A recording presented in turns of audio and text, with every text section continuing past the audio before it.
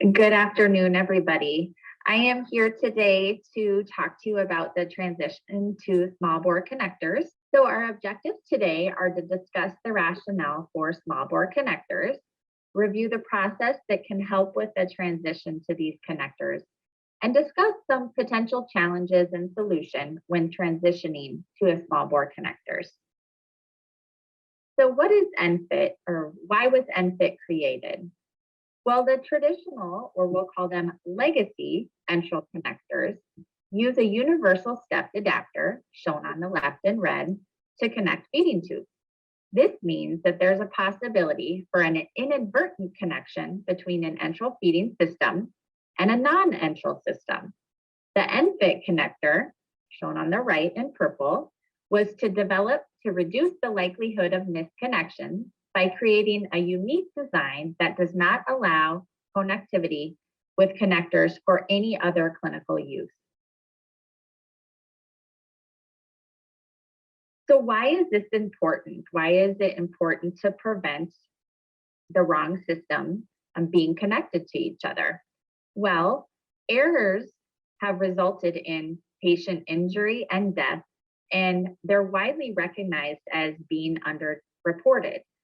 So to better define a misconnection is when a tube from one medical device is used for the delivery of contents into another medical device that serves a completely different function. An example might be that a feeding administration set gets connected to an IV line. And again, these errors have resulted in injury and death and are widely underreported. Our earliest knowledge of this happening, reported in literature, was in 1972, when cow's milk, which was intended to be given into the stomach via feeding tube, was actually accidentally given into an IV. Thankfully, the patient did survive, but had a lot of complications related to this. There are 116 other reported misconnections where severe injury and death were a result. However, there is not a great system for reporting these things. So like I said, it's kind of widely recognized that these are underreported. And Joint Commission has recognized that this is a very serious problem and that they're asking hospitals to prove that they are doing all they can to keep patients safe. So we first heard about this transition to ENFIT, I think in 2013. It's been that long. And finally, we have some dates where we think that this might be kind of coming to an end. So the rollout of these products has been delayed many times, obviously, since 2013. However, the Global Enteral Device Supplier Association, also known as GEDSA, has announced that legacy feeding tubes will no longer be manufactured after July 1st of 2021, so just in a couple of weeks. The transition sets and adapters that are sold separately will no longer be manufactured after January 1st of 2022. At this time, it's estimated that only 20% of healthcare systems have actually made the transition to ENFIT. And I think part of the reason for that is because this has been a very long, drawn out process. Here at Mayo Clinic, our entire enterprise, so all of the Mayo Clinic hospitals across the United States, did transition to ENFIT in June of 2019 for all of our feeding tubes and supplies. And in the last few months, we've had a lot of institutions reaching out to us for assistance, kind of ready to make that transition themselves. So I'm assuming that 20% is going to rise pretty quickly. I think another point that is important to make, not only has Joint Commission said that, yes, this is important, and we are evaluating hospitals on their ability to keep patients safe and prevent misconnections. California actually took it a step further, and in 2016 said that acute care hospitals and specialty hospitals cannot use an enteral feeding connector that fits into anything other than for what it is intended. So basically kind of mandating that change to small bore connector. And as you can imagine, of the 20% of the hospitals that have made the change, a lot of them are in California. So I think another perspective that's helpful to know is that ENFIT, or the small bore connector for feeding tubes, is only part of a much larger standard. So this is called ISO 80369-3 for enteral. However, you can see that there's a lot of other devices that were changed. And so the objective of this series is that there's going to be specific designs for multiple different access devices to prevent them from being connected to each other. So you can see that enteral was number 3, and we're already on to number 6 with the neural axle devices, which have been approved and changed already. So why the delay in ENFIT? I mentioned that we thought that in 2013, this was going to be the transition and it was going to go rather quickly. But quickly, the industry realized that, wow, feeding tubes are used in so many different ways. So they're used for infusing enteral nutrition, for medication, for fluid administration, and for venting or taking air or fluid out of the body. These tubes are used in hospitals and care facilities and at home. People may be using gravity feeding, syringe feeding, and pump feeding with a variety of different formulas that you can see listed here. So this kind of caused the industry to take a pause and say, have we thought of everything? Because we have a lot of different scenarios. And so both Mayo Clinic and the FDA did complete some different trials on administering formula through these new ENFIT connectors. And there were literally thousands of individual tests done using both gravity and syringe methods of feeding a variety of different formulas that are made commercially, as well as multiple homemade blended formulas. And actually some of the recipes that we use were provided by consumers of Oley. And the takeaway from these 4 studies was really, for the syringe push method of feeding, patients will be largely unimpacted after the change to ENFIT. However, for gravity feeding, some users using blenders for their home blends may need to blend longer or use a stronger blender to get that particle size a little smaller, and may expect some increased feeding times as the gravity bags are hooked to the ENFIT tube. So what are the steps to make this transition? Whether you're a care facility or working at a nursing home or living at home, there's lots of things to take into account. And so really kind of thinking about these 5 steps. Education, who needs to be educated and how? Making sure that documentation is changed so we know which feeding tube a patient has. Publicity, thinking about what additional supplies might the hospital need to take care of patients, as well as what supplies might be needed at home. So first, thinking about education, I think people learn best by doing and seeing. So looking at staff and emphasizing who are the people that place feeding tubes at each institution, and who are the people that educate patients on the use of feeding tubes. All of this staff need to be provided with hands-on education, written education, and a forum for asking questions. Patient education also needs to be changed. Most institutions have printed material that's given to patients when they provide home education, but a lot of industry has education as well, including the formula companies and the tube companies, and all of those printed materials need to be updated.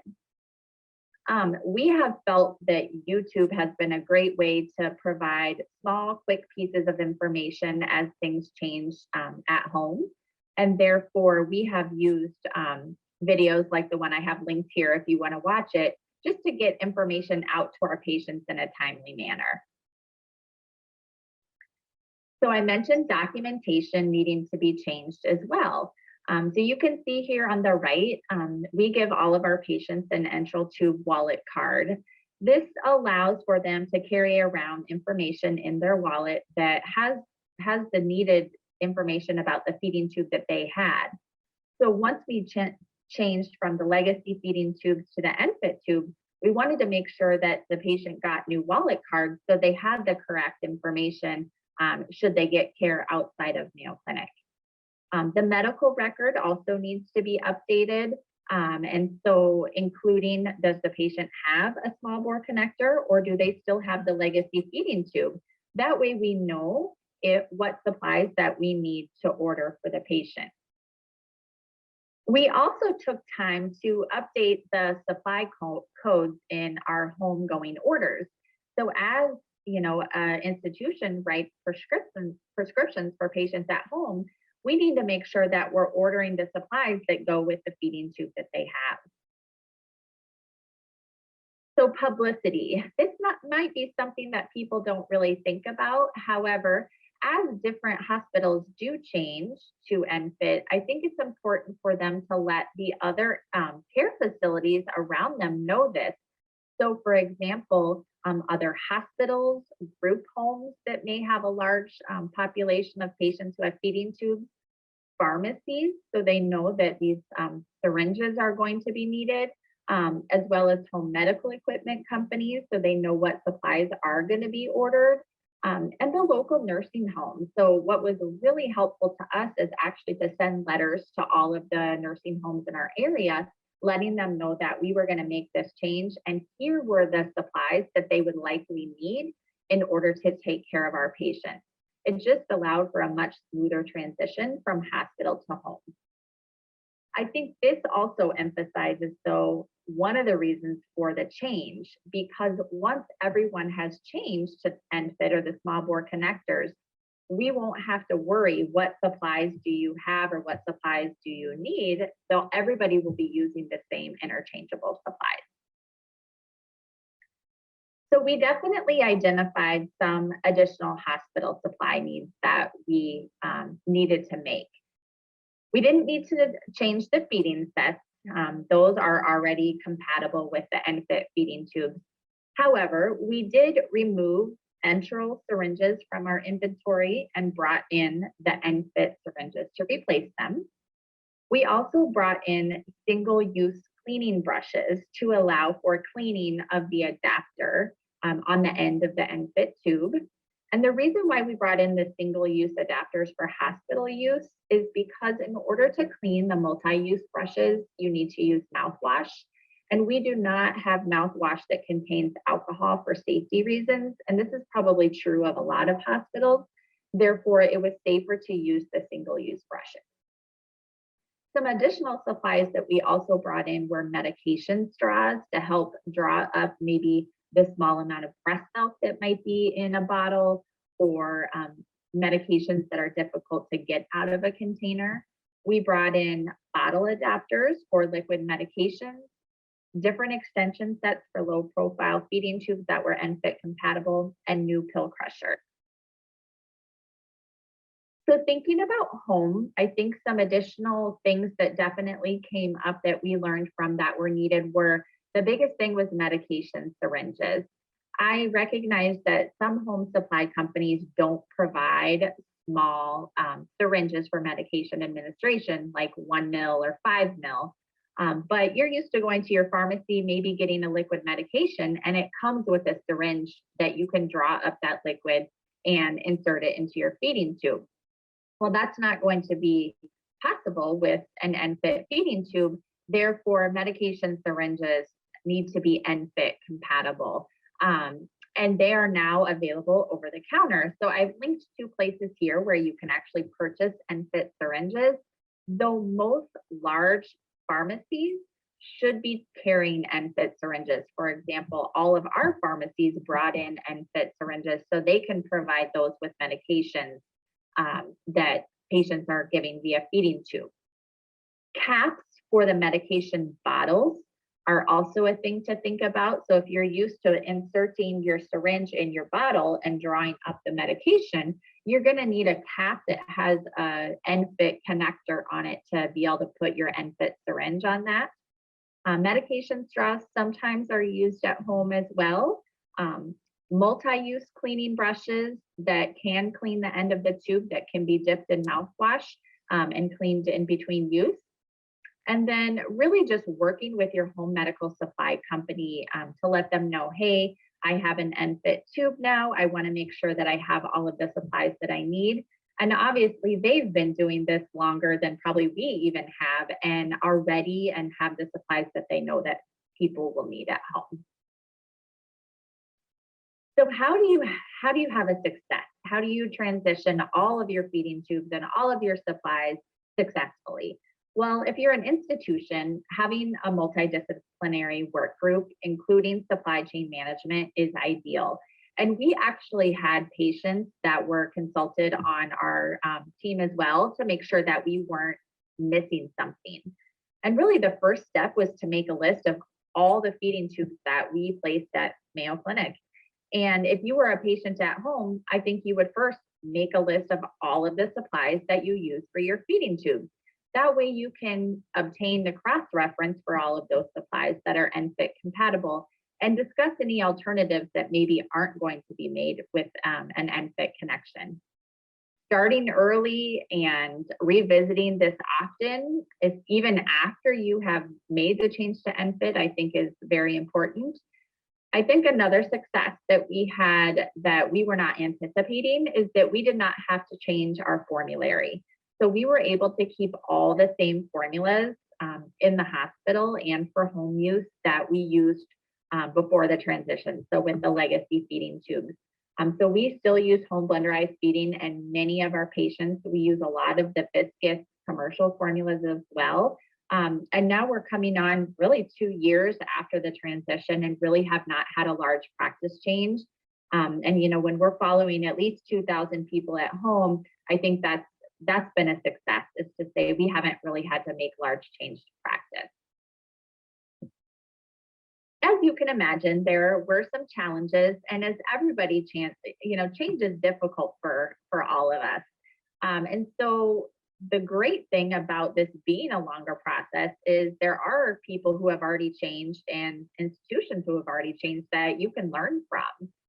So our first challenge was syringes for liquid medication, because until recently, those syringes were by prescription only. So we really had no way for patients to get those syringes at home. Now they are available over the counter, and many medication suppliers have started to provide ENFIT syringes. Crushed medication is somewhat difficult to pull up into a blunt ENFIT syringe. So 2 ways that we have mitigated this are either pouring from a cup and pouring the crushed medication mixed in water into the top of the syringe. In the hospital, we did change pill crushers to the Silent Night pill crusher, and that just completely pulverizes the medication. And when mixed with warm water, then we had no problem drawing up the water solution with the blunt ENFIT syringe. At first, we did have some supply back orders. These haven't been as much of an issue lately, but I think part of it was because you have a big portion of really the world using legacy feeding tubes, and you have a portion of the world using ENFIT feeding tubes. And I think manufacturers just really did not know how much of each type of tube to manufacture.